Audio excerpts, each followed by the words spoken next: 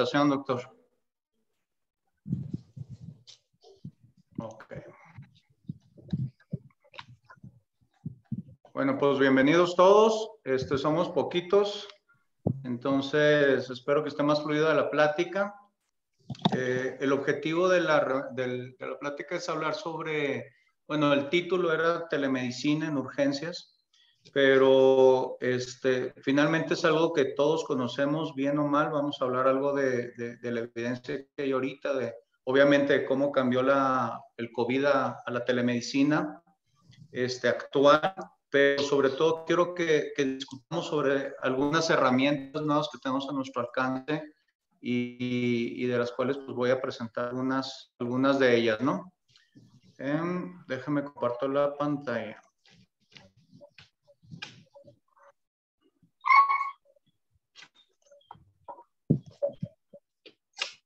¿Ven mi pantalla? Sí, Eric, se ve bien. Muy bien, bueno, pues empezamos.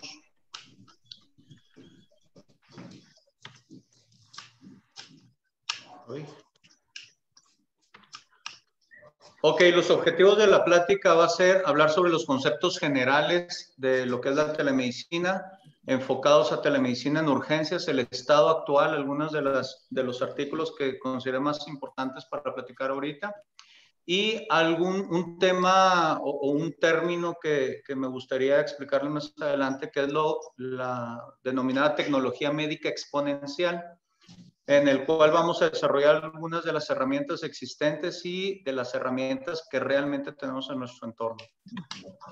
Bueno, como primer punto y algo muy general, ¿qué es la telemedicina?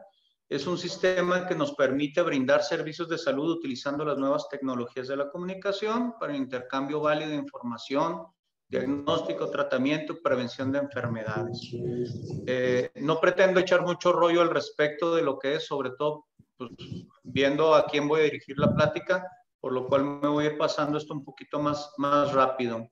Estos son los escenarios actuales en los cuales tenemos la telemedicina a nuestro alcance y batallé un poquito en encontrar esta diapositiva en particular, porque es bien viejita. Si la pueden ver, es de 1990, del artículo donde lo encontré, y se ven muy padres ahí los aparatos es más, todavía hay las iPad de esos viejitos, etcétera, ¿no? Las computadoras grandotas.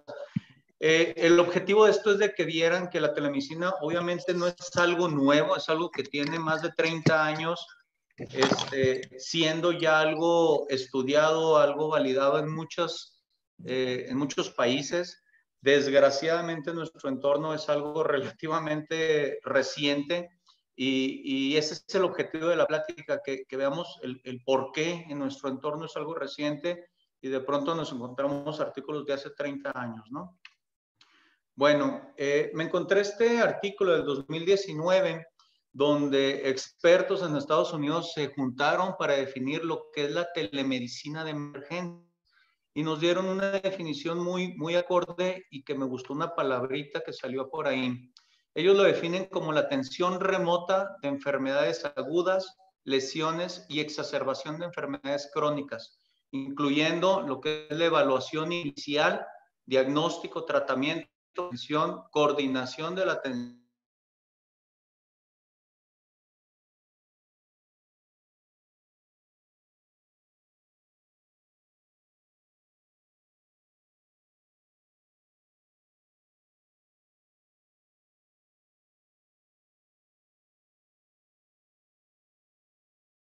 respecto al impacto en la salud pública, y qué más impacto en la salud pública que la emergencia sanitaria que estamos viviendo ahorita, ¿no?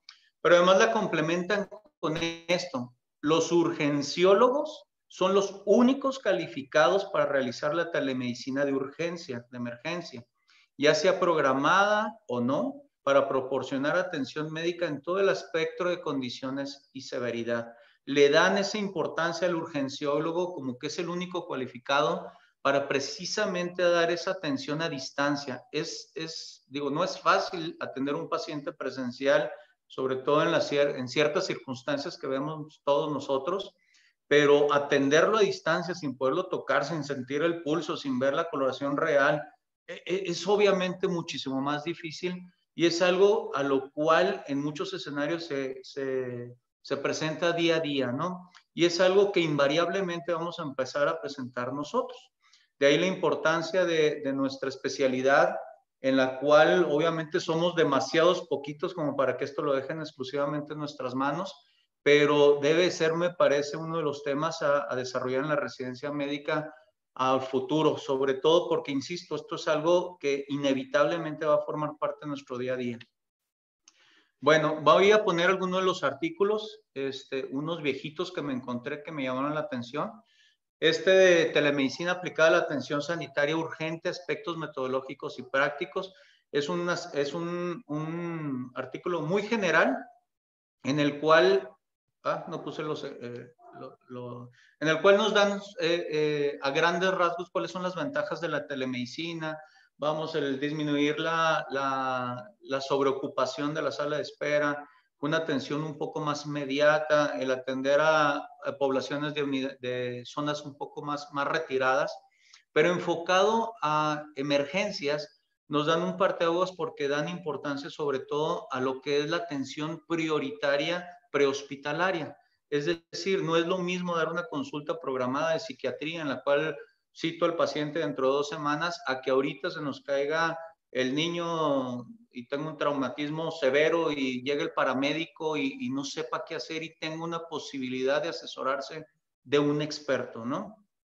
Precisamente en este escenario, sábado, ojalá que esté Sandra aquí para que nos ponga un alto en eso, recibieron un paciente en urgencias, llamaron de una población a 4 horas de distancia, pidieron lugar, dijeron que sí, y hasta ahí llegó nuestra telemedicina. ¿Qué pasó? 4 horas después llegó un niño que se había caído de una camioneta y traía un chichón, y ya, hasta ahí llegó. Viajó 4 horas, tenía una unidad donde hay pediatras a 20 minutos y lo decidimos aceptar a 4 horas de distancia, sin una necesidad, simplemente para que pasara la noche y lo regresamos al día siguiente. Entonces, la telemedicina de urgencias nos permite desde establecer planes terapéuticos, nos permite solicitar estudios que nos puedan ayudar a nosotros desde donde estemos a tomar las decisiones que facilitan a los facilitadores locales a dar una atención más adecuada, ¿no? Este estudio o este artículo nos da información muy general, quizá de poca importancia. Pero empezando con algo ya más padre, me encontré este artículo también viejito del 2006, en el cual habla sobre la efectividad de la telemedicina en reemplazar la evaluación en persona a los niños que están enfermos. Entonces, esta era un artículo en general, no enfocado exclusivamente a emergencias, pero aquí lo padre es que según lo que ellos encontraron, hasta el 85% de la práctica pediátrica de atención primaria podría completarse usando un modelo de telemedicina que incluía exclusivamente pruebas sencillas de laboratorio, biometrías, generales de orina, etcétera, y administración del albuterol. Artículo está padre porque las personas que eran zonas rurales de Estados Unidos, estas personas no tenían capacitación en medicina, simplemente decían los síntomas, se conectaban con un pediatra y el pediatra les decía qué hacer. Hubo varios escenarios de emergencias y precisamente por eso, curiosamente, muchos de los casos eran de infecciones respiratorias o de cuadros respiratorios más bien, y la administración en sus propias unidades de albuterol fue suficiente para evitar que acudieran a urgencias. Entonces, simplemente una atención a distancia sin tener que tener a los pacientes en nuestra unidad nos permite una atención adecuada, ¿no? Ok. Este es otro artículo también medio viejito, en el cual, este es coreano, en el cual hicieron un triage fuera del hospital para pacientes intoxicados.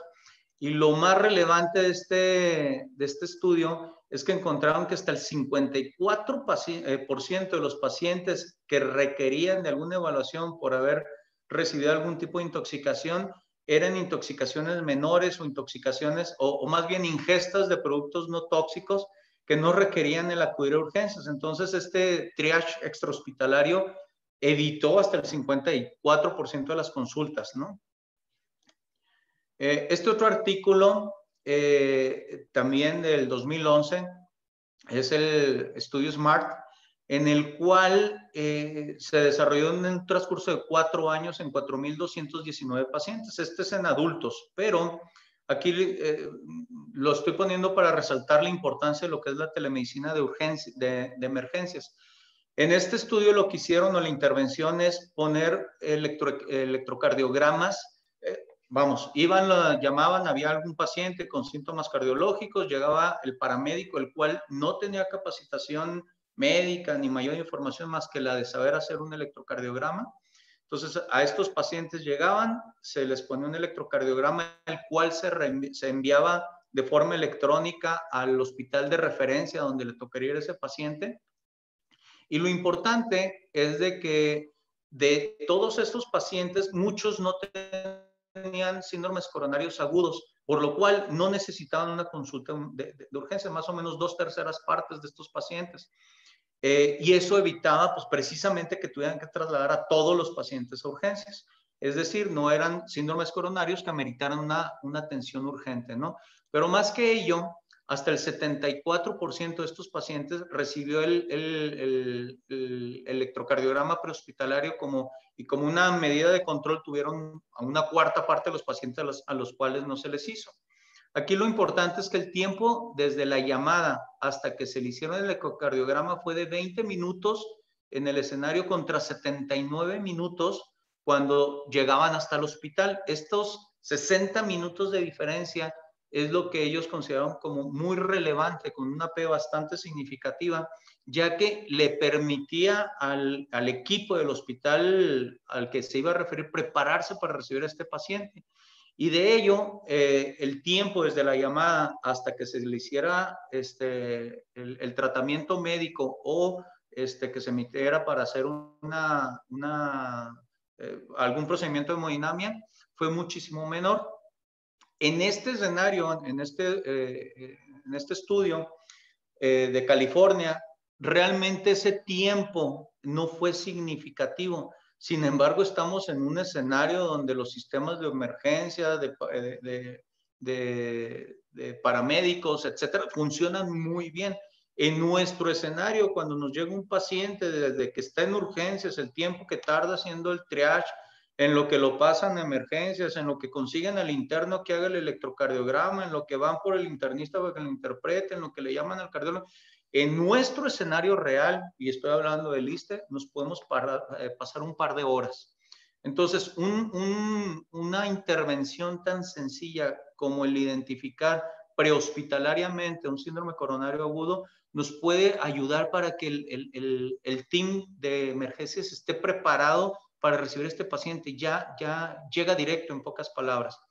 Y algo también muy importante es que el tiempo de evaluación del paramédico en general solamente se prolongó 2 minutos. Es decir, en esos 2 minutos hizo el electrocardiograma, lo mandó al hospital de referencia y recibió instrucciones. Ok. Otro artículo, ya un poco más nuevezón, del 2020, es al respecto de la telemedicina en general para los departamentos de emergencias. De hecho, son 2 artículos hermanos, de emergencias en general y el que sigue a continuación es de emergencias pediátricas. Aquí lo importante a relacionar es que a pesar de que está publicado en el 2020, realmente la información la captaron en el 2018. Ahorita les explico por qué esto es importante. De 5,375 departamentos de urgencias en Estados Unidos, solamente 146 realizaban telemedicina. De estos 146, la mitad de ellos, el 54%, lo utilizaba para coordinar la transferencia de pacientes y solamente el 80% de estos hacían alguna intervención previa al traslado del paciente. Entonces, estamos hablando del 2018, estamos hablando de Estados Unidos, uno del país que tiene una mejor infraestructura en salud, y a pesar de eso, solo 146 unidades participaban en telemedicina. Ahora, de este estudio en general, algo que me parece importante destacar es que en los niños teníamos que solamente 133 de las unidades utilizaban la telemedicina para coordinar la transferencia de pacientes y 221 de estos lo utilizaban para dar algún tipo de indicación, ¿no? Entonces, es importante porque nos da una perspectiva hacia en un país.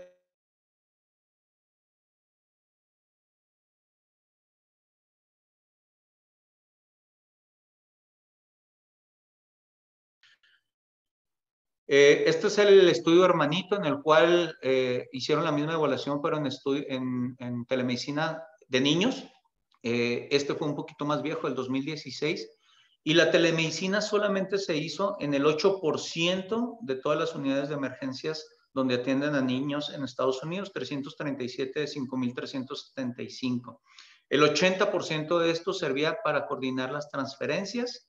¿Y para qué se utilizaban estos servicios de telemedicina? Este cuadro viene ahí, es el 60% aproximadamente para el diagnóstico, el 75% para opciones de tratamiento, el 80% precisamente para coordinar la transferencia, más otros escenarios como inclusive la educación, ¿no? Ahora, en cuanto al tipo de escenarios en los cuales se utilizó la telemedicina de emergencias pediátricas, en un gran porcentaje, 30% de estas telemedicinas fueron para problemas psiquiátricos en niños, hasta un 53-54% fue para lesiones, el 60% para problemas respiratorios, fiebre, 40 y tantos por ciento, pues obviamente todos sabemos que es rara la fiebre, que realmente es una emergencia, y condiciones que requirieron cuidados críticos en un 60 y tantos por ciento.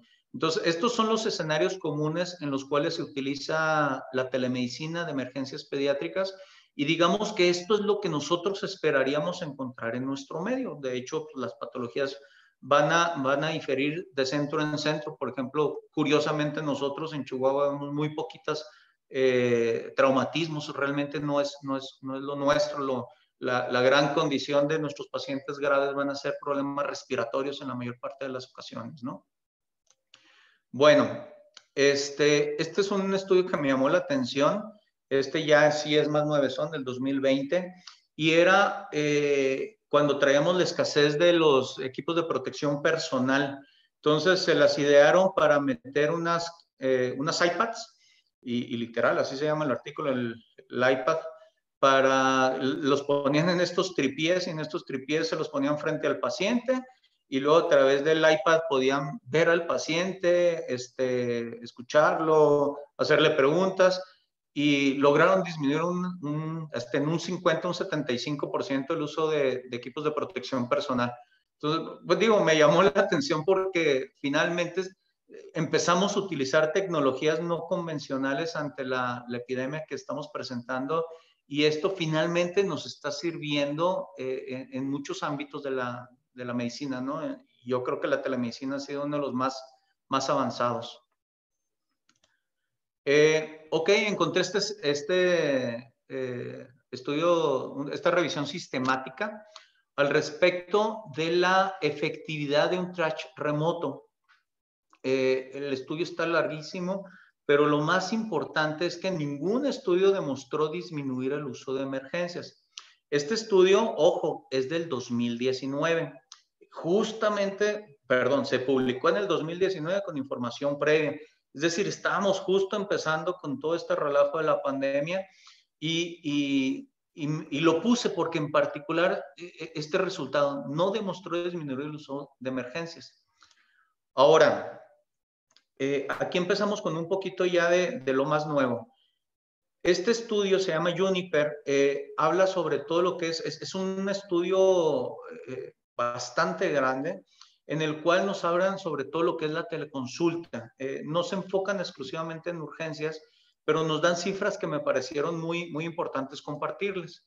Por ejemplo, el impacto que tuvo el COVID con las teleconsultas En Estados Unidos hay una plataforma, se llama Teladoc, en el cual, ojo, antes de la pandemia nos reportaron que el 8% de las consultas de los hospitales utilizaban la telemedicina. Bueno, después de la pandemia reportaron hasta 20,000 teleconsultas por día. El Departamento de Higiene y Servicios Sanitarios retiró las restricciones que había para dar las consultas a través de WhatsApp o de Zoom, inclusive de otras plataformas más poco convencionales. La DEA inclusive nos permite dar prescripción de medicamentos controlados a través de estos medios electrónicos, ¿no? En Dinamarca se vieron bien canijos. El gobierno hizo un portal, en su portal de salud gubernamental, establecieron 2 herramientas de teleconsulta, una para médicos de primer contacto y otra para subespecialistas, y esto ocurrió a las 2 semanas de que se declaró la pandemia por la ONU, ¿no? En Francia tienen un sistema que se llama Medavis, en el cual el registro médico se incrementó en un 150% durante las primeras semanas de que se declaró la pandemia. En el 2020 ellos implementaron un reembolso del 100% de las teleconsultas. En el 2022 ya se regresó a lo que es una consulta normal, que es el 70% de reembolso. Ojo, esto es importante porque en todos estos países las teleconsultas no son gratuitas. Las teleconsultas representan ingresos para las unidades que los están emitiendo, y en muchos de estos escenarios es el gobierno quien genera el reembolso, o las aseguradoras, o los sistemas de salud que tienen estas naciones, ¿no? En el Reino Unido se llama eConsult, y de 300 consultas en promedio prepandemia que daban por teleconsulta, se subió a 360,000 consultas. En Suiza, el portal de salud que tiene el propio gobierno, hicieron un triage electrónico enfocado a COVID, el cual le permitía a los pacientes que realmente estaban graves tener un espacio para su atención, y a los que no estaban graves se les daban las recomendaciones y por ende se les daban las teleconsultas para su manejo en casa. Y en China, el sistema de teleconsulta se llama Ping An Good Doctor, el cual incrementó en un 900% la productividad en cuanto a las teleconsultas. Ahora, telemedicina. ¿Qué es lo que ocurrió en el 2020? Tuvimos 348 millones de teleconsultas. Para el 2021, estos 348 millones de teleconsultas significaron un ahorro para los servicios de salud de 11 billones de dólares. Esto está en dólares. Para el 2025 se prevé que va a incrementar este número de teleconsultas en 765 millones, lo cual va a generar un promedio más o menos de 3.6 teleconsultas por persona al año de los países industrializados. Ahorita les voy a enseñar por qué puse esta gráfica, lo cual va a generar un ahorro de 21 billones de dólares en asistencias de salud. Ahora, si se fijan en esta gráfica, desgraciadamente Latinoamérica estamos en un cachitititito. Es decir, estos beneficios de la teleconsulta son sobre todo en países industrializados, países de primer mundo, países con una infraestructura adecuada, inclusive India, a pesar de que pensamos en India como una nación con muchos pobres, tiene una infraestructura en medicina muy adecuada y que le va a permitir tener estos ahorros y sobre todo limitar o más bien priorizar la atención de urgencias. Pero ojo, me llamó mucho la atención ese pequeño cuadrito que nos dejaron para Latinoamérica, que esta pues va a ser nuestra tarea, ¿no? Ok, artículo ya mucho más reciente, la telemedicina para niños con una condición médica compleja. Si bien la prevalencia de estas enfermedades complejas, niños oncológicas, cardiológicos, de hecho muchos de ellos eran niños prematuros con problemas neurológicos, solamente esta prevalencia es del 0.4%. Es responsable hasta del 40% de las muertes y hasta el 53% de los costos generales en pediatría. Entonces, ¿qué significa? El 4% de los pacientes de de Estados Unidos impactan en el 53% de los costos. ¿Qué es lo relevante de este estudio? Si me permiten, el número de visitas que se realizaron a través de la telemedicina logró disminuir en cuanto a al número de consultas que tenían que ir a los pacientes urgencias. Disminuyó también el número de admisiones a terapia intensivas y logró detectar hasta con un 98% de probabilidad los episodios de enfermedades graves, es decir, se detectaron oportunamente y pudieron recibir la atención de forma más adecuada. Ahora, este estudio sobre lo que es un triage extrahospitalario, en el cual se hizo a través de una aplicación telefónica, es un estudio prospectivo observacional en el cual nos mostró algunos de los resultados más importantes, y en estos son que se logró hacer una correlación entre, como si hicieran un triage regular en el hospital, tuvo una correlación muy importante con un intervalo de confianza del 94.7%, es decir, perdón, con un nivel de correlación con un triage real de un 94.7%, es decir, los escenarios en los cuales hubo eventos adversos que no se identificaron solamente fue en el 2.4% de toda la serie estudiada, y eso nos da un nivel de seguridad al respecto de que podemos hacer triage no presenciales y a través de una simple aplicación. Ahora, estos son los artículos que considero un poquito más relevantes para discutir con ustedes. Quiero hablar un poco sobre lo que es el estado actual de la tecnología médica en nuestros escenarios, ¿no? Tenemos gran desarrollo en todo lo que son aparatos electromédicos, tenemos cirugía robótica, tenemos grandes avances en cuanto a los estudios de laboratorio, tenemos nuevas técnicas, las máquinas de los laboratorios tienen nuevos procesadores que dan los resultados mucho más rápido, tenemos secuenciación de ADN, hay nuevas terapéuticas, lo que es la farmacogenómica, anticuerpos monoclonales, algo que ya es mucho más común en muchos escenarios, excepto en el ISSSTE, déjenme decirlo, el expediente electrónico, etcétera, ¿no? Tenemos grandes avances en la tecnología que impactan en la atención médica.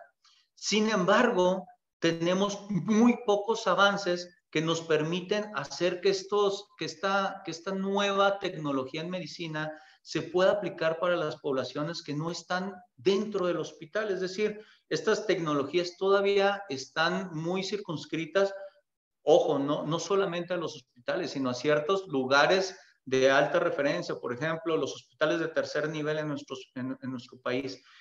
Hablar de un hospital general en una comunidad pequeña, pues ni de chiste tienen un tomógrafo, ni hablar de un resonador, ni hablar de endoscopía, ni hablar de prácticamente todo lo que tenemos aquí enfrente. Entonces, la tecnología está avanzando a grandes pasos, pero se queda en ciertos lugares. Nuestro país sí tiene estos avances, pero sobre todo son en poblaciones de muy alta densidad poblacional o en el cual la economía permite que tengan este tipo de avances, ¿no? Haciendo la búsqueda de información, me encontré varias páginas sobre teleconsulta. Aquí les estoy poniendo un par de ellas. Todas las que encontré, dos son de Estados Unidos, una es de Australia. Y esta en particular nos dan inclusive una especie más, al final se los voy a poner, un instructivo para domis de cómo hacer la teleconsulta en tu unidad. Inclusive está tan padre, por ejemplo, de aquí saqué varios de los artículos, ellos tienen su propia biblioteca en el cual hay de todos los temas, ¿no? Escogí los que tienen que ver con niños y con emergencias y de ahí saqué varias de lo que les presenté ahorita.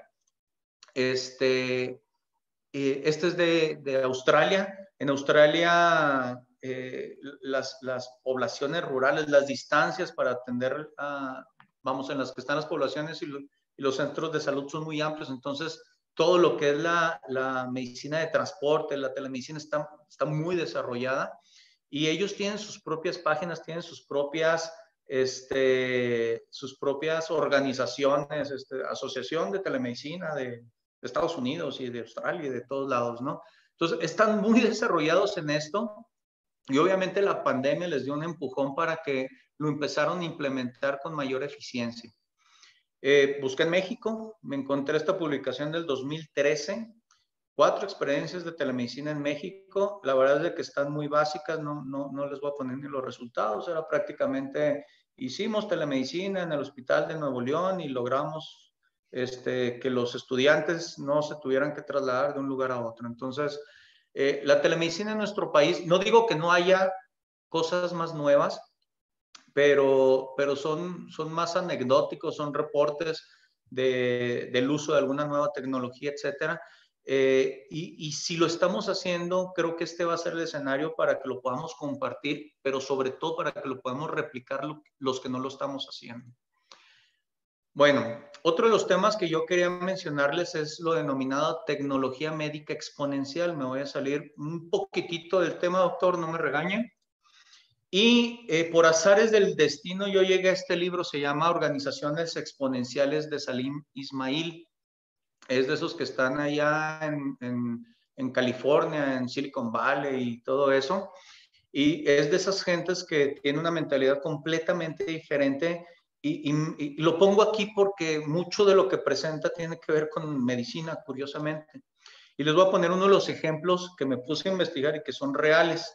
1990, Craig Venter, no sé cómo se pronuncia bien, se propuso a secuenciar todo lo que es el genoma humano. La estimación inicial en 1990 es que este proyecto iba a durar 15 años y se iban a gastar 6,000 millones de dólares. Para 1997, solamente había logrado secuenciar el 1% del genoma y se estaba ya empezando a hacer todo un drama al respecto del derroche de recursos, lo consideraban un fracaso total, sus compas le decían, no manches, ya renuncia a esto, te estás quemando, pero curiosamente uno de sus cuates, Ray Kurzweil, o como se diga, detectó que el fragmento o la evolución como la llevaban, el fragmento secuenciado se duplicaba cada año, es decir, empezaron con muy poquitito y durante estos 7 años, cada año lograban avanzar el doble, el doble, el doble, el doble. Total que los primeros 7 años solo llevaban el 1%, pero siguiendo esta misma tendencia, el proyecto se logró completar para el 2001, que fue menos de los 15 años proyectados, y solamente costó 2.7 mil millones de dólares, ¿no? ¿Por qué les estoy poniendo esto? Porque el error de estimación fue del 99%, es decir, ellos para el 7º año dijeron, esto ya valió, nomás llevamos el 1%, vamos a dejarlo aquí, y resultó que unos cuantos años después lograron secuenciarlo al 100%. Esto es algo que se llama ley de Moore. ¿Qué significa? Que la duplicación habla sobre lo que es la duplicación del costo o la minimización del costo y la duplicación de los resultados de forma anual en los avances tecnológicos, y esto es algo que se ha presentado durante los últimos 50 años. ¿A qué quiero llegar? La evolución de la tecnología nos logra hacer que cada vez tengamos computadoras más pequeñas, que cada vez tengamos celulares más veloces, que cada vez los tomógrafos tengan mejor definición, que cada vez las resonancias cuesten menos, que los gamagramas estén más disponibles en otros lugares, etcétera. Y el ejemplo que nos ponen es precisamente el costo de secuenciar el ADN. En el 2007, alguien que se puso, pues este tipo Moore, se puso a secuenciar su propio ADN y le costó 10 millones de dólares. Para el 2011, esto ya solamente costaba 100 mil dólares. Para el 2014, $1,000. Para el 2018, la empresa Veritas Genetics cobraba $599 y para el 2020, un genotipado más sencillón, $100. Y en México tenemos esta oferta que me encontré, 1,040 pesos, y podemos nosotros saber de dónde venimos y tenemos rasgos africanos, europeos, etcétera, ¿no? Entonces, de estar hablando de millones de dólares, hablar en 1,040 pesos, es un mundo en cuanto a lo que nos cuesta la tecnología actualmente. ¿Por qué esto es relevante? porque esto se aplica, o esta ley de Moore se aplica en muchos escenarios, desde lo que es la energía solar, los drones, pero en los últimos 2 renglones van a ver lo que es la neurotecnología, es decir, las interfaces que nos permiten hacer interacciones, por ejemplo, lo que son los biosensores neurosensoriales, algo así se llama, los cuales permiten con las puras ondas cerebrales hacer movimientos en computadoras sin utilizar las manos, o todo lo que es la medicina de imagen, en el cual vamos, avance tecnológico ha sido con una relación de 20 en los últimos 14 años. Esto significa que en los próximos 10, 20 años, lo que estamos viendo en la actualidad va a ser prácticamente una nada, porque la evolución, tanto en las tecnologías de telecomunicaciones, de teleconsulta, de estudios que tenemos en los hospitales, va a poderse transmitir a las propias poblaciones y muy probablemente a los propios hogares de nuestros pacientes. Les voy a poner a continuación algo que se llama el premio Ansari X, que fue en el 2004. Este premio lo lanzaron por $10 millones y tenía el objetivo de incentivar lo que es la aeronáutica y explotar todo lo que son los viajes espaciales. Iba muy enfocado a los viajes espaciales. El premio, así de a grandes rasgos, se trataba de que alguien hiciera una nave que pudiera volar a más de 10 kilómetros de altura con más de 3 pacientes y que fuera reusable, que era algo hasta ese momento pues, que no ocurría. Todos los cohetes se destruían, eran viajes de una sola vez, ¿no?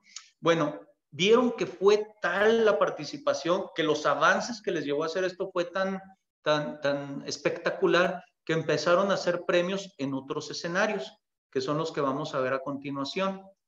Les voy a comer, ¿cuánto llevo de tiempo? Uy. Ok, les voy a comer un par de minutos porque hay unos videos que quiero que vean ustedes, ¿no? Le voy a poner poquito pausa porque no los logré bajar en español para ponerles el traductor.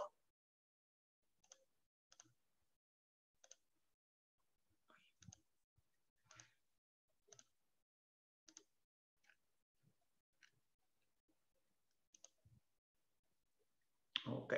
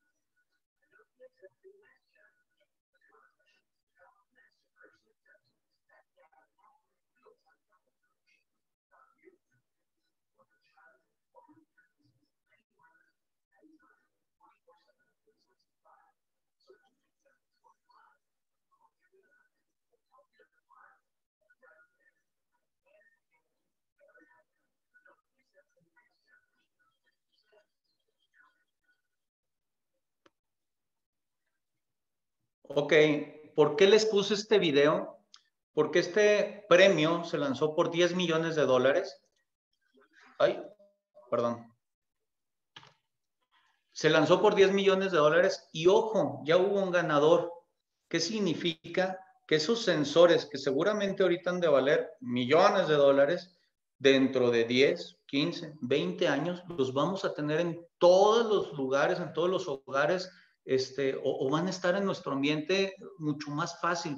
En la actualidad, ¿quién no tiene un oxímetro de pulso? Antes era costoso, ahorita prácticamente con la pandemia todos nuestros pacientes lo tienen. Muchos de nuestros pacientes tienen los baumanómetros electrónicos que antes pues solamente en los hospitales. Es decir, son tecnologías que se van incorporando a la cotidianidad de nuestros pacientes.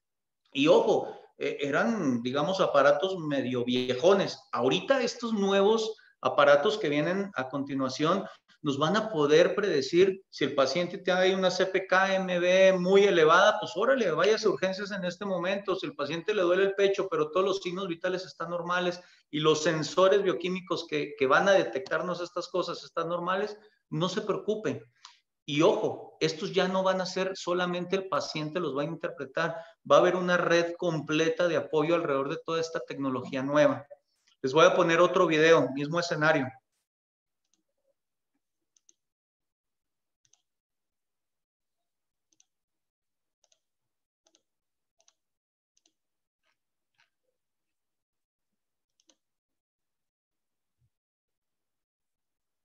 Esto está padre porque se inspiraron en Star Trek y lo que lograron está canijo.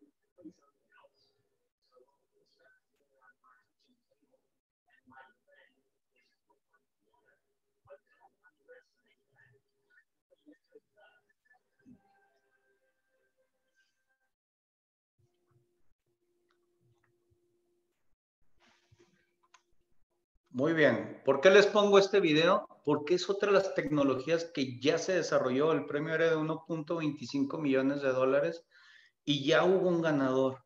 Ahora, no solamente es un ganador, sino que hay muchas empresas que empiezan a competir y empiezan a generar tecnologías nuevas que están a nuestro alcance. Bueno, no están a nuestro alcance, en algunos escenarios lo estarán, pero eventualmente van a llegar a nosotros. Ay, a ver. Ok. Conexión a Internet, 1996 había 500 millones de usuarios, 2016 8,000 millones. Para el 2020 se reportaron 50,000 millones de usuarios y el pronóstico es que para el 2030 haya 1 billón de usuarios conectados a Internet. México, 80 millones de internautas y eso fue en el 2020. La utilización de todas estas tecnologías, que son las denominadas exponenciales, también se están traduciendo en tecnología médica exponencial. Y lo padre es de que ahorita todas esas tecnologías van a estar interconectadas y ojo, la teleconsulta que ahorita conocemos habitual de llamar por una videollamada va a ser completamente obsoleta dentro de unos años, porque vamos a tener facilidad para saber los signos vitales, para saber cómo está bioquímicamente nuestro paciente en su propia casa. Entonces, mucha de la telemedicina que vamos a hacer en un futuro va a ser tratamientos que se hagan en el propio domicilio del paciente sin tenerlo que trasladar a una unidad médica. ¿Cuál es la telemedicina en nuestro medio? WhatsApp. Ojalá que ahorita compartan experiencias diferentes, pero de todo lo que yo conozco alrededor de donde trabajamos y de los diferentes hospitales donde yo estoy, WhatsApp es a lo máximo que llegamos en telemedicina. ¿Qué significa? Tenemos WhatsApp o tenemos telemedicina para dos escenarios. Presentamos pacientes a través de un grupo de WhatsApp de urgencias de todo el estado y ahí se presentan las hojas de referencia, les dicen, oye, no, pues que ese niño tiene traumatismo, mejor intúbalo y luego me lo mandas. Hasta ahí llegamos con nuestra telemedicina en cuanto a referencias. En cuanto a nuestra telemedicina con el paciente, al respecto de emergencias, es inexistente. Nuestro sector salud es inexistente y realmente los que tenemos alguna consulta privada son los que hacemos esta telemedicina, pero rara vez es enfocada a urgencias, ¿no? Ahora, ¿qué tenemos en nuestro medio? Tenemos muchas plataformas que nos permiten para este tipo de telemedicina, desde Zoom, Google Meet, Teams, Skype, el WhatsApp de negocios. Hay ciertas reglamentaciones en Estados Unidos, se llama HIPAA, el cual, vamos, Estados Unidos tiene la reglamentación, dice debe tener cierta confidencialidad, protección de datos, la encriptación de los datos, etcétera. México estamos en pañales, no tenemos nada de legislación, es un hueco legal tremendo que se puede ir para un lado o para el otro. En otro escenario yo había compartido una captura de mi propio WhatsApp en el cual yo le recetaba a una paciente que el niño traía mocos, tómese cetiricina, yo quería poner cada 24 horas y le puse cada 2 AH. Y la señora le empezó a dar la cetiricina cada 2 horas. Mi esposa me regaña cuando platico de esto, pero vamos, no sabemos lo que estamos escribiendo, las recomendaciones que estamos dando y las implicaciones legales que pueda esto tener.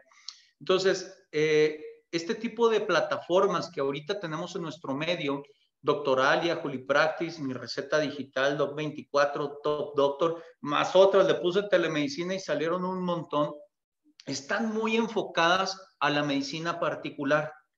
Todas estas o algunas de estas son para médicos conocidos, otras son, me duele la cabeza y sabrá Dios quién te vaya a contestar. Entonces están muy despersonalizadas. Ya existen estas herramientas, algunas son costosas. Doctoralia, para los que tienen, sabe que vale hasta 17,000, 18,000 pesos suscribirse. Otras cobran por porcentajes, etcétera. Y ahí es donde está una desventaja terrible para Latinoamérica. En todos esos países, Dinamarca, Suecia, Estados Unidos, Inglaterra, en todos esos escenarios, la medicina tiene una remuneración adecuada. Es decir, los médicos que están en los hospitales no trabajan gratis, no trabajan con los sueldos que tenemos nosotros y tienen una remuneración por ese tiempo extra que le dedican a la telemedicina. Y ojo, si un paciente, por ejemplo, el ejemplo que les daba de Dinamarca, el paciente hace su telemedicina, sí genera honorarios, o sea, es un ingreso para la institución, ¿ok?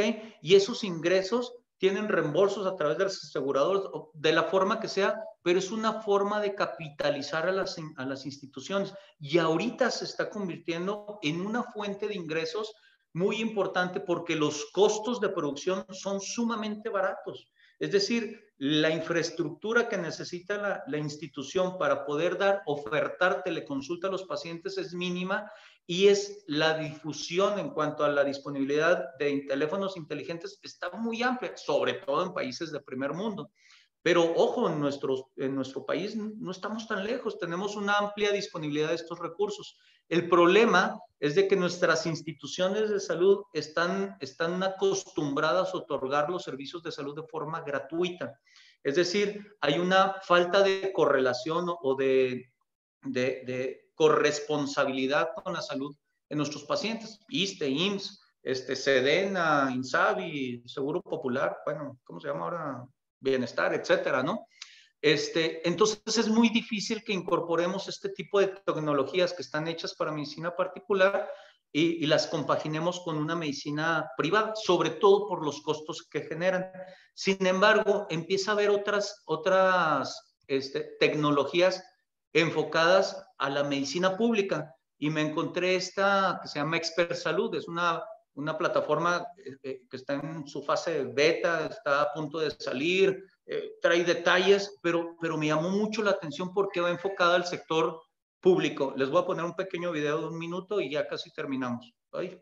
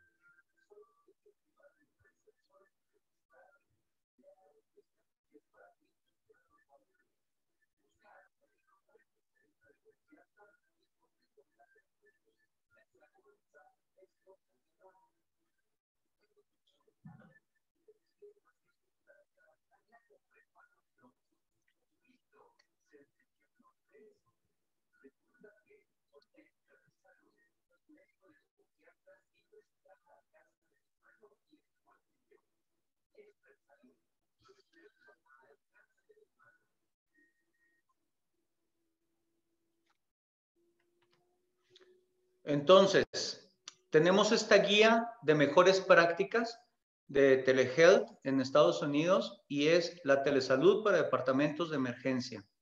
Nos ponen un desarrollo, una estrategia. Esta es la que les decía, es una guía para dummies, para saber qué hacer primero, la creación del plan, evaluar las tecnologías que tenemos a nuestra disposición, evaluar las tecnologías que tienen nuestros pacientes a su disposición y establecer esta red de apoyo o esta red que nos permita extender la telemedicina en general, pero que lo podemos aterrizar nosotros a nuestro medio de emergencias, ¿no?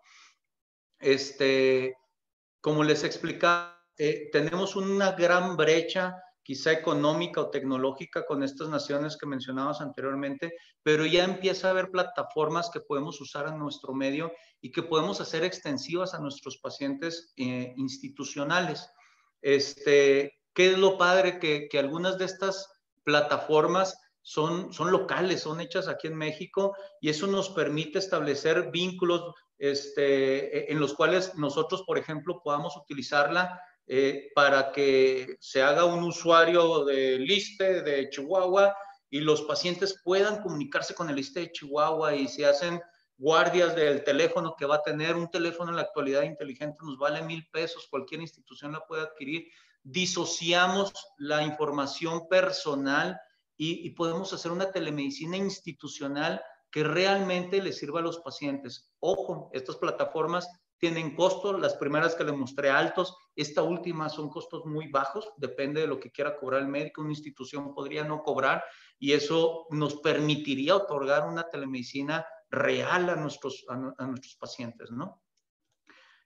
Como conclusiones me gustaría decirles que qué es lo que ustedes pueden hacer, usar, innovar, pero aquí lo importante es que hay que empezar ya. Las tecnologías ya están a nuestro alcance, ya vieron las tecnologías que vienen en camino, la integración de esa nueva dinámica que va a haber entre las tecnologías actuales, la telemedicina el manejo domiciliario de nuestros pacientes, la referencia oportuna, la identificación bien oportuna de varias condiciones médicas, nos va a permitir que la atención médica sea muchísimo más integral de lo que lo tenemos en la actualidad.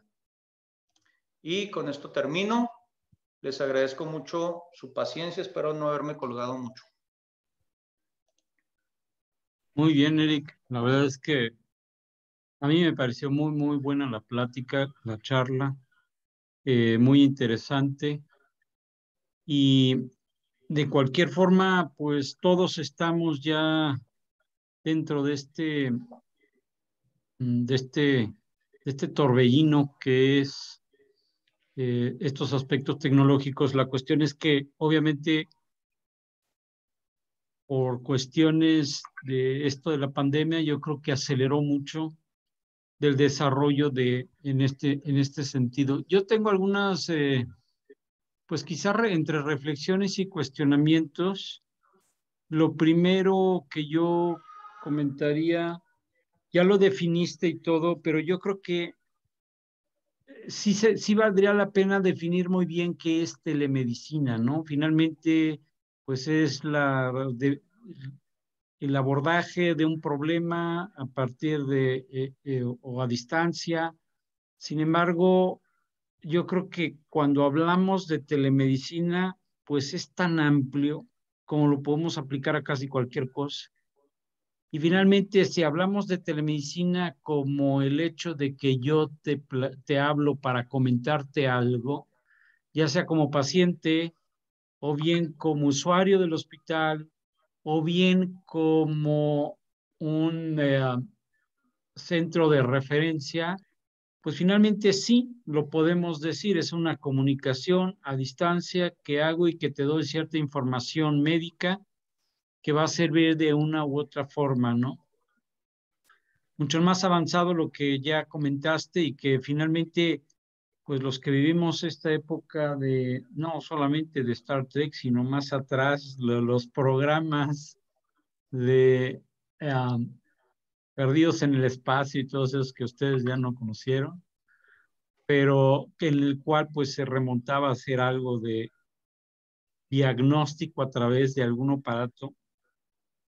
Pues la realidad es que en la actualidad ya es mucho más sencillo y no hacer diagnósticos tan precisos, pero sí, pues como un glucómetro, por ejemplo, ¿no? Es un aparato muy pequeño, muy sencillo y que puedes saber, te da cierta información, o los aparatos, un gasómetro en la cabecera del paciente, etcétera. Entonces, pues es un desarrollo muy amplio, pero que abarca mucho. Yo creo que el decir telemedicina, pues es muy amplio, ¿no? Otro de los aspectos importantes que yo creo que son dos más a definir o a, o a reflexionar, ¿no? Uno es evidentemente la no realización de una exploración física, ¿no? Que como sabemos, pues dependemos harto de ello, quizá no para problemas no sofisticados, pero hablando de urgencias, de lo que es en sí urgencias, pues yo lo concibo como que un triage, una valoración inicial que me pueda servir para decir, vente corriendo que estás grave o no, pueda ayudar, pero finalmente ya para ir más allá y tomar de decisiones, creo que sí resulta difícil y hasta ahorita no sé si con pura valoración a través de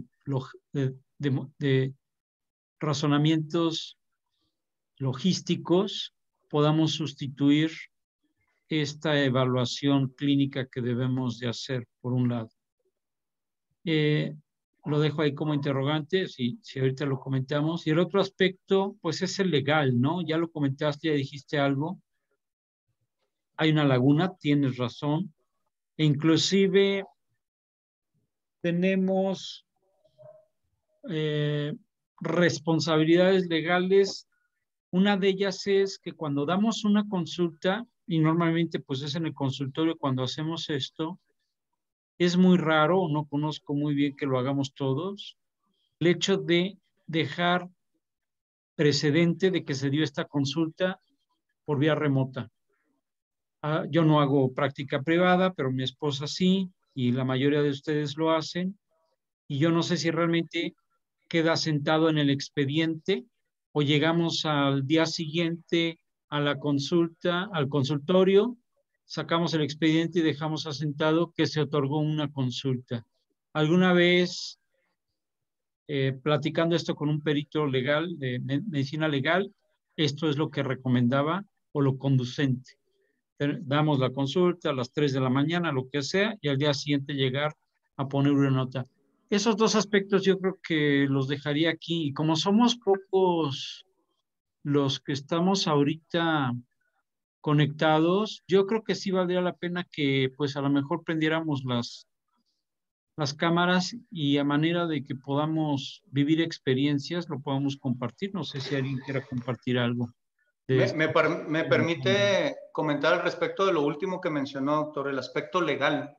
Precisamente hay un documento de medicina legal al respecto de las teleconsultas y en México, en la cual finalmente ese vacío legal al final recomienda no hagas consultas por WhatsApp. Y precisamente va encaminado a que utilizamos el término consulta.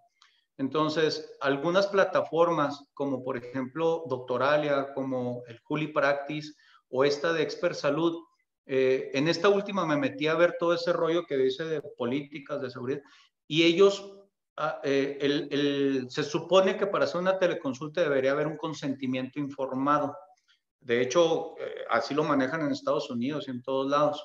Estas plataformas, ese consentimiento informado lo dan por hecho o le dicen al paciente, si tú utilizas esta plataforma, estás aceptando los términos y condiciones. Y en los términos y condiciones hacen mucho énfasis en que no son consultas, son asesorías médicas. Entonces, digo, desde ahí tenemos que cambiar el chip. ¿Por qué? Porque finalmente el margen de error que puede haber por medios digitales y digo, si en lo físico a veces la regamos en un medio digital, un dedazo puede indicar una mala interpretación. Por eso son asesorías, ¿ok?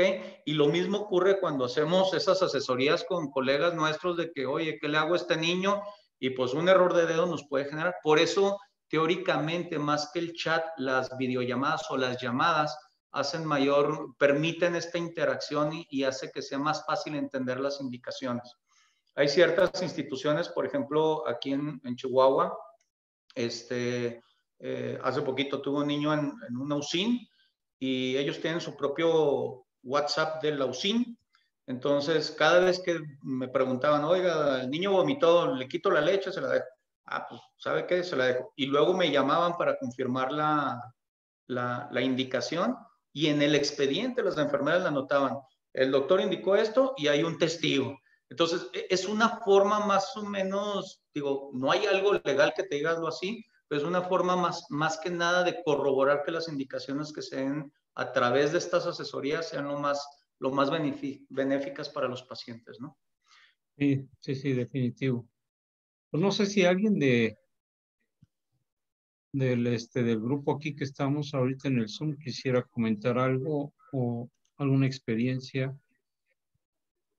No, nadie quiere mostrar la cara. Porque está muy aburrido el tema que he escogido. No, yo creo que no, para mí no. La cuestión es, insisto, todos hemos hecho en una u otra forma y lo, ahorita lo que yo creo que debemos de explotar mucho y a nosotros, bueno, yo voy a decir la experiencia que nosotros tenemos pues en el infantil y todo, son los traslados, ¿no? Ya no hay ninguna excusa para poder entonces verse beneficiado de un lado y de otro, tanto el hospital receptor como el emisor, si no es a través de la utilización, pues, de esta información, que yo más bien llamo información remota, ¿no? Más que telemedicina, porque no estoy haciendo una intervención.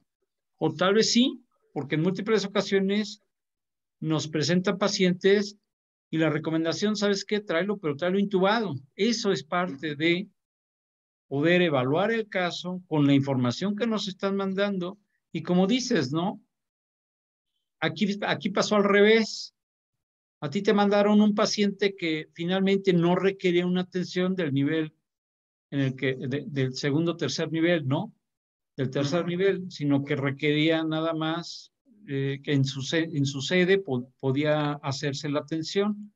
Pero por lo general es al revés, nos presentan un paciente estable y llega un paciente completamente diferente que tienes que hacer intervenciones hasta de reanimación cardiopulmonar. Entonces, todo eso, pues tenemos que ayudarnos para explotarlo y poder determinar esta parte, ¿no? Adriana Hernández iba a comentar algo. Adriana. Adriana. Pues nada más levantó la mano, pero no puso Nick nada. Ochoa dice. Para entrar. Uy, un problema. Pues en lo que se atreve Adriana. Anik Ochoa también creo que quería, Carlos. No sé, o sea, si quieren abrir su micrófono y comentar.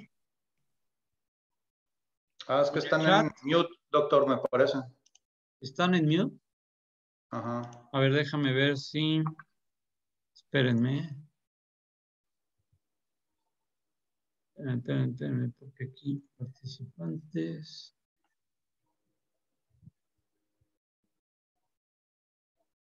A ver, Adriana. No, ya puedes hablar, ya. ¿Ya me escuchan?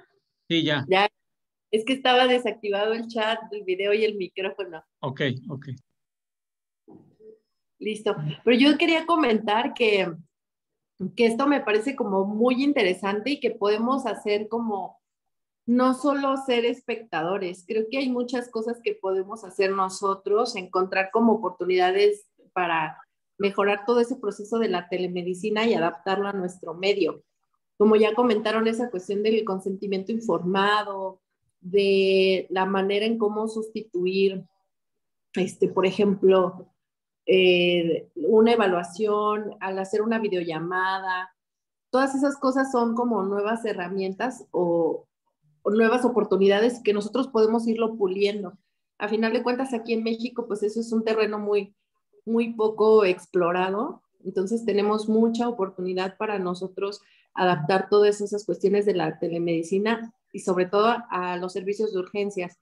Eso que comentaba, doctor, de los traslados es muy importante y es cambiar las condiciones en las que llega el paciente. Entonces, tratar de involucrarnos un poco más y no cerrarnos de que yo solo veo pacientes en vivo. Podemos como utilizarlo como una fortaleza y eso mejorar tanto para la consulta privada como para las instituciones. Hay muchas cosas que mejorar y muchas cosas que adaptar para nuestras prácticas. Doctora, lamentablemente esto tiene muchos años y sí, lo consideramos como algo nuevo, pero la verdad es de que ya tardamos en aplicarlo. O sea, es algo que por eso lo mencionó varias veces, ya la tecnología ya la tenemos, solo es cuestión de que nos sentemos a utilizar estas guías que nos ponen, que nos dicen, primero planéalo, luego ve lo que tienes.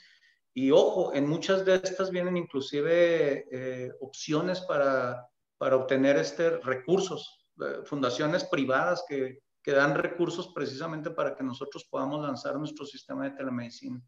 Es más que nada decidirlo hacer. Sí, creo que ya pueden hablar, ¿verdad, Carlos? Sí, buenas noches. Ok. Bueno, ahí más que nada alguna como punto de vista, experiencia, ¿verdad? Realmente es algo nuevo lo de la telemedicina para mí, sobre todo ahora con lo del COVID, pues fue como cuando tomó un poquito de más auge. Pero aún así, yo por ejemplo no me gusta como tal realizarla, tengo pacientes, sobre todo en el ámbito particular, ¿no? Tengo pacientes que son de fuera de comunidades alejadas o que están de vacaciones en algún otro lado y a veces te llaman por cuestiones de fiebre, de dolores de garganta, de etcétera, etcétera. Y siempre es como que, claro que siempre el paciente siempre busca como recétame algún antibiótico, recétame alguna situación. Incluso yo manejo un sistema en la consulta que es el Medis 365, que también te permite hacer videoconsulta como tal. Pero la verdad, a veces se me hace difícil aceptar ese tipo como de situaciones, porque suponiendo que sí ocupe el antibiótico, pues cómo estar seguros. Y estadísticamente, pues lo más seguro es que no lo necesite, pero ¿y si sí lo necesita? Entonces quizás eso es como algo que a mí me detiene mucho para hacer lo que es la telemedicina, precisamente por la exploración física.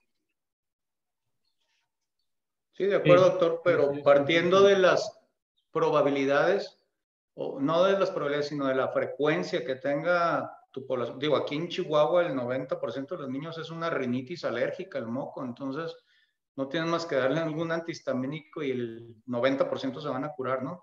Entonces es ir afinando este feeling de la teleconsulta y pues irle perdiendo el miedo. Finalmente, como tú dices, no puedes saber si requiere o no el antibiótico, por eso es una asesoría, ¿no? Nunca, sin tocar al paciente, nunca se va a poder llamar consulta. A pesar de que el término sea teleconsulta, o sea, debería ser teleasesoría o no sé cómo llamarle. A forma de ejemplo, mi esposa es endocrinóloga pediatra, entonces, hablando de tecnologías, tenemos un paciente una bebita que tiene diabética, que tiene su freestyle para detección y tiene su bomba de infusión.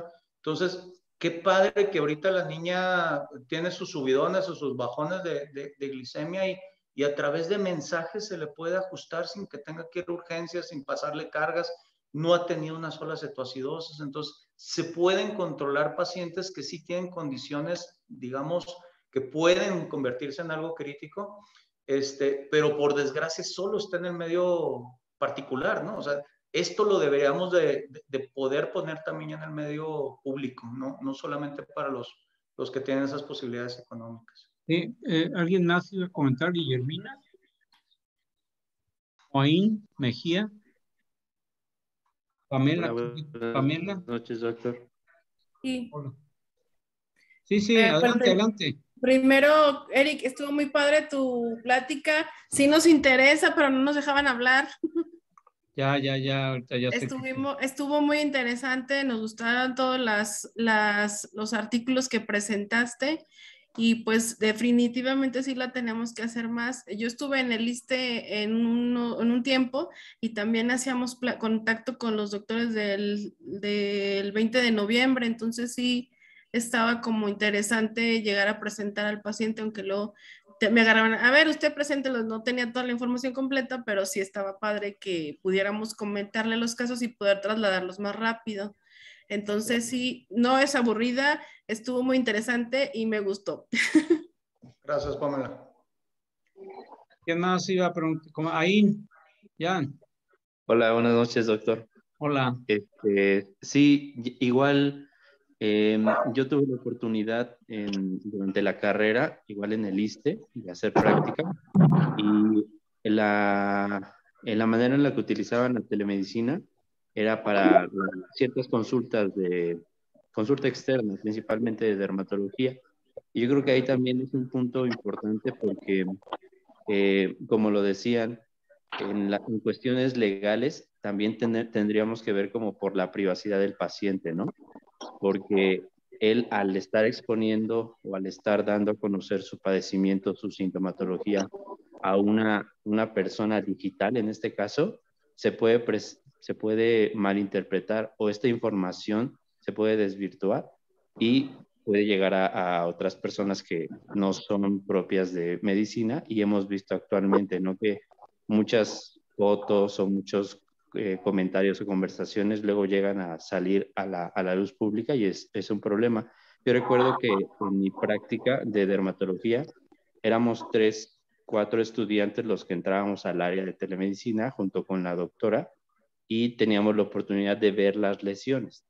Ella orientaba al médico, en este caso un médico general, que él estaba en la sierra, presentaba a los pacientes ciertos días y la doctora a través de las lesiones o a través de las imágenes podía decir cómo orientar, si necesitaba algún otro tipo de estudio o si tenía que referir al paciente o le daba algún tratamiento, ¿no? Pero pues el médico nada más veía a la doctora mientras había algunos más que estábamos observando también las lesiones, ¿no? Yo creo que implica también un poco de la privacidad del paciente, que a veces como que se ve, no es tan segura, y que esto también, pues que a la larga nos podría tener algún problema, ¿no? Como todas las cuestiones legales que involucran. Antes de darle la palabra a Nadia o a Guillermo Duarte, doctor Duarte, yo quiero ahondar en lo que estás comentando. Esto es bien importante y tienes toda la razón. Quizá no hemos hablado de los aspectos legales, pero no desde de la responsabilidad que tenemos. Y esto es muy cierto, ¿eh? Si nosotros al tener información en nuestro teléfono, nosotros somos los responsables de la confidencialidad del paciente. Esto es muy cierto, en el sentido de que si ese paciente es identificable por alguna causa, el problema y hubiera alguna consecuencia, esta sería nuestra responsabilidad. Nosotros somos responsables de ello. Por ejemplo, ya dijeron de las fotos, pero simplemente, obviamente cuando me mandan un WhatsApp, pues ahí viene el nombre de la persona, del paciente o del niño, ¿no?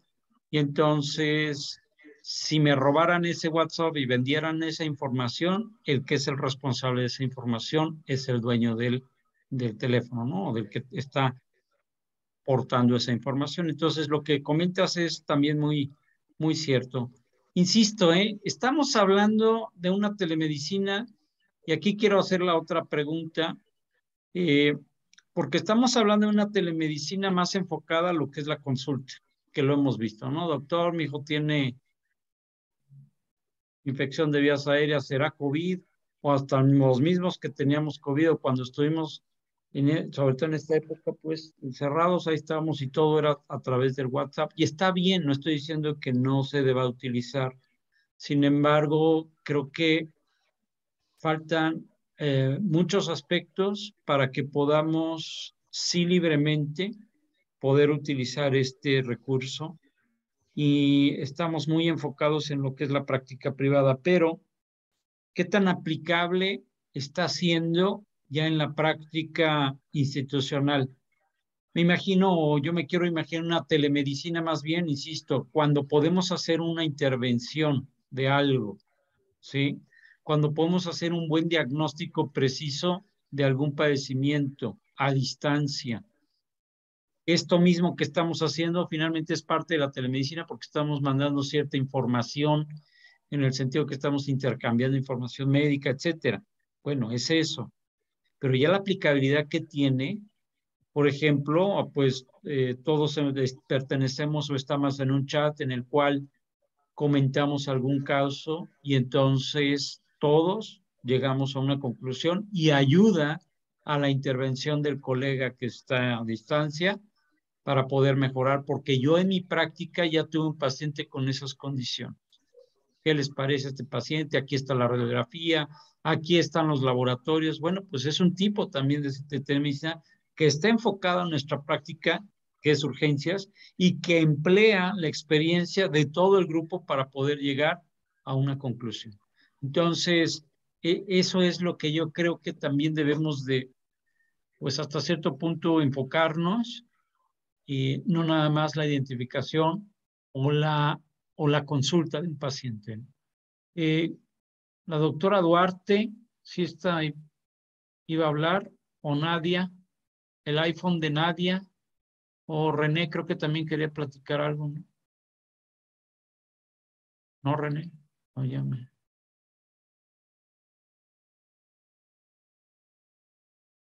Hola.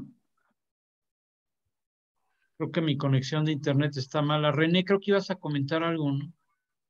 Pues nada más que nosotros aquí en Sonora sí tenemos un programa de telemedicina formal. Nos conectamos, así prácticamente las consultas son de pediatría hacia pacientes a zonas de la sierra. Y la verdad se da bastante bien. Un médico asignado, o sea, el sistema es bastante funcional, pues, o sea, es algo que sí se lleva a cabo. Y así como tenemos dentro del mismo estado, también hay un programa de comunicación con, ay, ¿cómo se llama? Con la unidad de quemados en Estados Unidos. Se me acaba de ir el nombre. Sacramento, con Galveston o con... Bueno, bueno, con X, que también realizamos esa comunicación, ¿no? Entonces, sí es la verdad, la televisión es una herramienta súper útil hoy en día y totalmente de acuerdo con lo que comenta. Desafortunadamente el tema de la seguridad en cuanto a los datos, la protección del paciente y todo, pues sí es algo que tenemos que tener al tanto, pero inclusive el grupo de referencias que tenemos del estado de todas las urgencias que se manejan y que referimos son referidas a la unidad, también es algo que manejamos de día a día. Y pues nada más tener en cuenta las consideraciones de la protección de los datos. Pero pues muy bien y excelente sesión, ¿no? La doctora, ¿hay alguien? Guillermo Duarte, ¿sí está ahí? Se levantó la mano y bueno. ¿Alguien más que quisiera hacer algún comentario? Aquí lo más complejo, la telemedicina interinstitucional o interhospitalaria es algo que sí se maneja. De hecho, en el ISSSTE de aquí sí lo tenemos. Se presentan pacientes a tercer nivel, la neurología, etcétera, ¿no? Y funciona, evitas andar trasladando a los pacientes. Pero hablando de la telemedicina de urgencias aterrizada a nuestra población, es algo que en otros escenarios, en otros países sí lo tienen. Nosotros es lo que tenemos que ver esa apertura, cómo el paciente que trae dolor de garganta y que no sabe, y el niño trae fiebre, pues son urgencias relativas para los papás, deberían de poder tener un lugar a donde preguntar si lo llevo o no lo llevo, ¿no? Esa sería nuestra telemedicina de urgencias que nos ayudaría a evitar el sobrecupo en las salas de espera. O en otro escenario, el niño que, pues la mamá, el niño convulsiona 20 veces al día, ya está acostumbrada, pero ahora duró media hora convulsionando, ya no sabe si lo lleva o no lo lleva, y es cuando nosotros le debemos de decir, sí, tráemelo. ¿Ya me escuchan, no? Ya te escuchamos, doctora Duarte. Gracias. Buenas noches. Creo que tenía problema con mi micrófono. Me presento, soy la doctora Guillermo Duarte. Actualmente trabajo en el Hospital Infantil de Especialidades de Chihuahua y déjenme comentarles pues realmente la experiencia que yo tengo en telemedicina, que hace ya casi un año en el Hospital Infantil se abrió esa área justamente. Quiero complementar algo de información que el doctor Cázares muy acertadamente dijo, pero telemedicina realmente en nuestro país tiene más de 30 años de experiencia.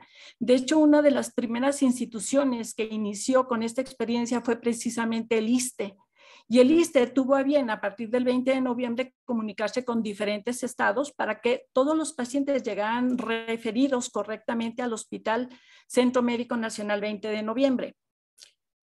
La geografía del estado de Chihuahua, pues es, como dicen, es el estado grande y entonces en la geografía de nuestro estado, muchos de los pacientes tardan muchísimas horas para llegar al hospital de referencia, que en este caso es el Hospital Infantil de Especialidades de Chihuahua, son muchísimas horas. Entonces hemos disminuido pues hemos logrado que esos pacientes lleguen adecuadamente referidos al hospital infantil ya con citas previas y establecidas para que puedan tener sus consultas con los médicos especialistas. Creo que aquí hay una confusión. Telemedicina realmente se refiere a que es una plataforma médica. De un lado hay un médico y del otro lado de la pantalla hay otro médico que está asesorando esa consulta. Muy diferentes son estas plataformas de videollamadas a los pacientes o de asesorías médicas que definitivamente no tienen ningún contexto legal. Telemedicina sí es una plataforma legal en nuestro país. CENETEC la está avalando precisamente. Y para esto ciertamente se requiere un consentimiento informado que debe de estar en el lado opuesto de donde usted está dando una consulta de telemedicina y ahí firman los pacientes un consentimiento informado que están aceptando una consulta por telemedicina. Pero de los dos lados de las pantallas hay un médico Un médico, si usted es el médico consultante o usted es el hospital referente, del otro lado existe un médico donde usted le dice, bueno, revísele las pupilas, cómo está la nariz, cómo está la garganta, cuál es la frecuencia cardíaca, cuál es la temperatura, cómo está el llenado capilar, etcétera. Tómele la presión y usted puede en algún momento dado ayudar para el diagnóstico y el tratamiento como mayor médico con mayor experiencia para el diagnóstico y el tratamiento de esas patologías. O bien, puede en un momento dado aceptar ese paciente para que llegue con usted al hospital adecuadamente referido con todos los estudios completos para que cuando llegue al hospital ya tenga su consulta con el médico subespecialista y el diagnóstico y el tratamiento pues obviamente sean lo más rápido posible. Pero esas plataformas de las que el doctor Eric habló al final, pues no tienen ningún sustento y ahí sí definitivamente es un peligro hacer asesorías médicas porque del otro lado de la pantalla no hay un médico. Y por supuesto no existe ningún consentimiento informado. Definitivamente también tiene que quedar perfectamente bien asentado dentro de un expediente clínico y la plataforma que se utiliza pues es la plataforma de nuestro hospital, el expediente clínico electrónico de nuestro hospital. Entonces, pues hay que definir perfectamente bien lo que es la telemedicina y telemedicina realmente en nuestro país sí tiene un sustento legal y es una plataforma 100% médica. Muchas gracias. Al contrario, muchas gracias, muy interesante. Y sí, bueno, precisamente por eso creo que el foro es muy importante, ¿no? Porque estamos intercambiando estas experiencias y opiniones que sí realmente son muy valiosas, pero definitivamente vamos hacia algo, ¿no? Y esto sí es innegable. Vamos hacia una transformación en la cual estamos empleando el desarrollo tecnológico para bien de los pacientes. La forma como lo hagamos, eso es lo que va a cambiar. Hay una persona, dice el iPhone de Nadia, que quería hablar, pero no aparece. No sé si ya se fue. Ah, no, ya. Sí. Okay. Hola, Nadia. Hola, doctor, soy Pablo. Hola, Pablo. No, es que ya estoy aquí de chismoso, pero es que el tema se me hace muy interesante. Pero bueno, desde el punto de vista de alergias, por ejemplo, algo que creo que antes de empezar a plantear implementar un programa de telemedicina, creo que se tienen que definir bien cuáles son los padecimientos que se pueden ver. En el caso de la consulta externa de... En el caso de la consulta externa de alergia, por ejemplo, ya hay protocolos muy bien establecidos para el manejo de asma o incluso de rinitis alérgica. Para rinitis alérgica incluso hay una aplicación que los pacientes pueden tener en su celular, responden una serie de preguntas a lo largo de 7 días y esta aplicación permite clasificar su tipo de asma. Las guías de rinitis alérgica, perdón, las guías más recientes para el tratamiento de la rinitis alérgica ya recomiendan que el paciente, por así decirlo, se debe empoderar. O sea, ya ellos, por su cuenta, deben saber cómo clasificar su rinitis alérgica y obviamente con asesoría, obviamente con el apoyo por parte de un médico, pero se propone que cada vez el paciente sea más independiente para saber cuándo iniciar los medicamentos, ya sea un esteroide nasal o un antihistamínico. Y en el caso del asma, la verdad, por ejemplo, es una enfermedad que a lo mejor no necesitamos tanto la exploración física. Por ejemplo, las guías GINA clasifican al asma dependiendo del grado de control y el riesgo de exacerbación. Y para determinar eso no necesitamos una exploración física. Claro, me puede ayudar mucho una oximetría de pulso, pero la exploración física en muchos casos, teniendo en cuenta esa clasificación, ni siquiera es necesaria ni siquiera me va a mí a modificar una decisión para aumentar o disminuir un paso del tratamiento. Es más, hasta es mucho más útil. Una espirometría es una valoración mucho más objetiva y para la cual el paciente no tiene que presentarse a un consultorio. Entonces, por lo menos, esos es como ejemplos de enfermedades que precisamente se pueden ver perfectamente en la teleconsulta. Y por último, también creo que son muy buenas observaciones precisamente de cuidar la privacidad del paciente, pero yo creo que por ejemplo, algo que empezamos a hacer por la pandemia es a dar consultas a través de Google o Zoom. Y bueno, de manera emergente por la pandemia creo que eso se vale. Pero finalmente, y seguramente escucharon en las noticias, que muchas conversaciones o que muchas de estas grabaciones fueron hackeadas, ¿no? Entonces, yo creo que, bueno, en primer lugar, se tiene que definir cuáles son los padecimientos que se pueden ver, y en segundo lugar, para garantizar la seguridad tanto del médico como del paciente, se tiene que escoger una plataforma protegida, encriptada, para que a la cual tanto el médico como el paciente puedan acceder a través de un usuario único y una contraseña, y de esa manera esa información sea protegida. Y que yo sepa, ya hay también como la tecnología necesaria para que a lo mejor ni siquiera tengamos que imprimir una nota y guardarla en un expediente en físico, sino que el archivo, el video, pueda ser almacenado en el expediente clínico electrónico del paciente. Espero que eso sea posible en un futuro. Y de hecho también Harmony tiene la posibilidad de dar teleconsulta. Ahí, contrátelos. Pide un apoyito. Yo insisto, está muy interesante el tema porque pues son diferentes puntos de vista, pero también pues diferentes experiencias, ¿no? Que finalmente es lo que está enriqueciendo este diálogo. Pero vamos, o sea, yo estoy tratando de visualizar los escenarios y estoy viendo, y a lo mejor sería bueno que identificáramos cuál es el impacto en la sobrevida del paciente en el cual se ha aplicado una, llámenle como quieran, consulta, una, ¿cómo le llamaban? Una asesoría o un traslado. Pero ¿cuál es el impacto en la sobrevida de este tipo de pacientes? Porque para pacientes de urgencias, llamémoslo urgencia, no la urgencia real, sentida o real, porque para el padre es urgencia real, sí, es una urgencia, pero que realmente impacte en el retraso en la atención en el paciente. Entonces, yo creo que ese es el punto ahorita en urgencias. Yo estoy, insisto, es muy importante que avancemos en esto. Una meningitis me cuesta trabajo que yo pueda identificar a través de una atención remota, llámenle como quieran, y que podamos entonces en un momento dado sí poder estar tranquilos con un paciente en estas condiciones. El mismo COVID, o sea, como se ha manifestado, es difícil, etcétera. Sin embargo, pues no, la evidencia habla por sí misma, ¿no? Pues estos 2 años, la mitad de las consultas han sido así o más.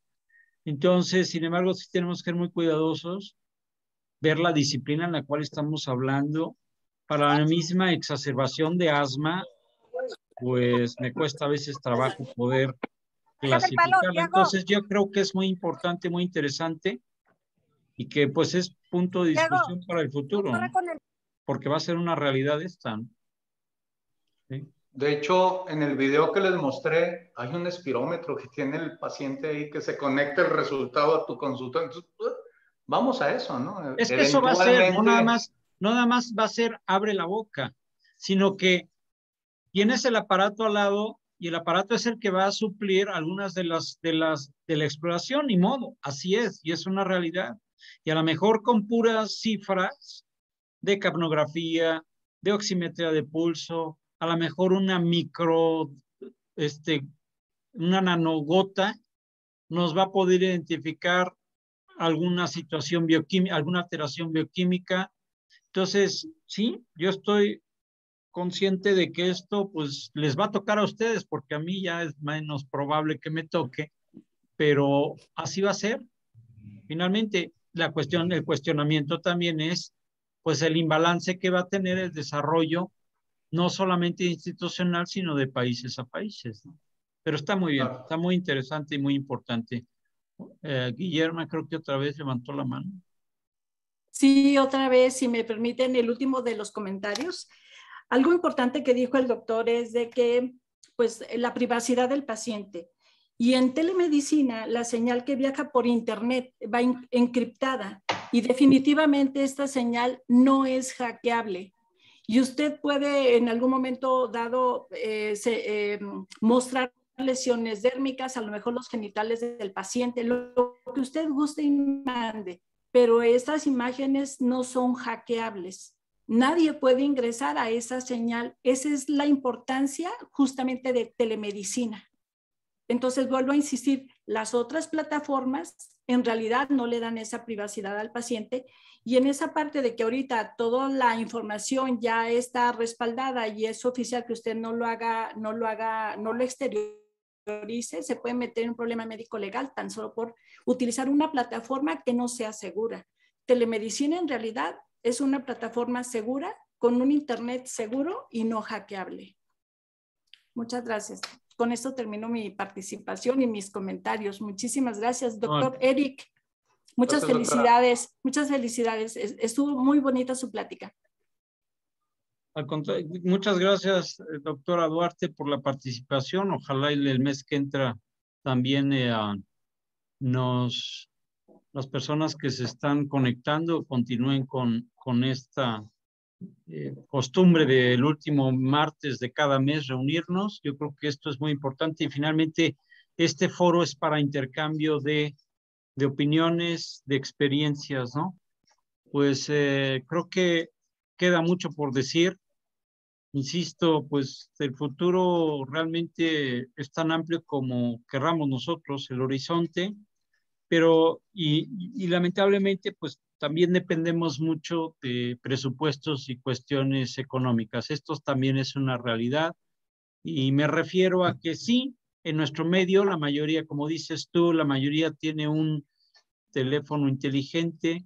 Sin embargo, hay un porcentaje muy amplio todavía de la población que no se puede dar este lujo. Voy a poner un ejemplo. Surgió la inquietud de los pacientes que tienen neutropenia y fiebre en el hospital.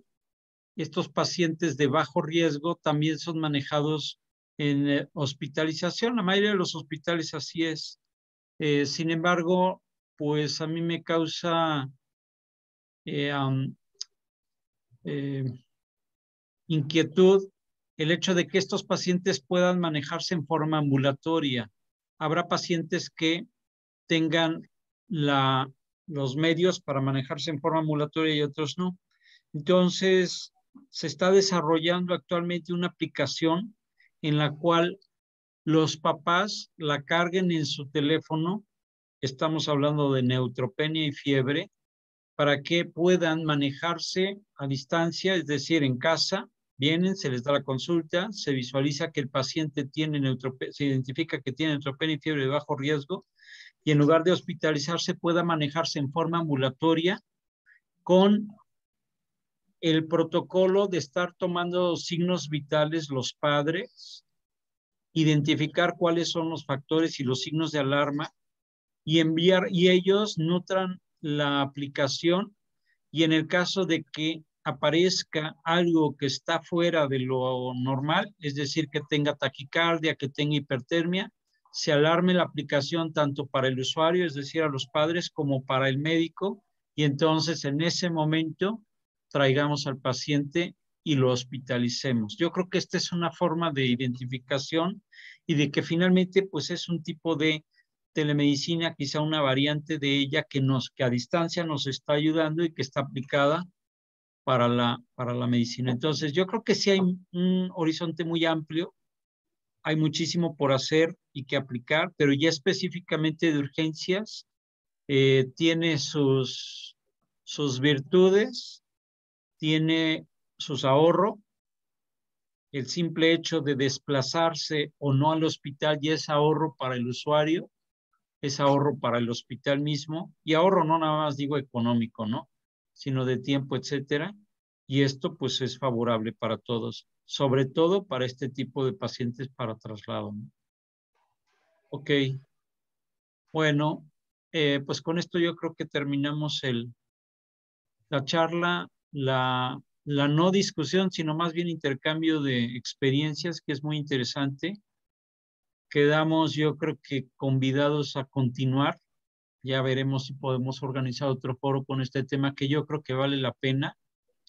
Y de no ser así, pues nosotros los invito a que el próximo 20 de julio, ahorita les digo específicamente el 26 de julio a las 7 tengamos la próxima reunión y va a estar dictada por la doctora Anaí Díaz, bueno, no dictada, organizada, coordinada por la doctora Anaí Díaz, es la médica residente de 5º año y es la jefa de residentes de la especialidad de urgencias pediátricas del Hospital Infantil de México, y es la que va a coordinar la próxima sesión, que también va a resultar muy, muy interesante.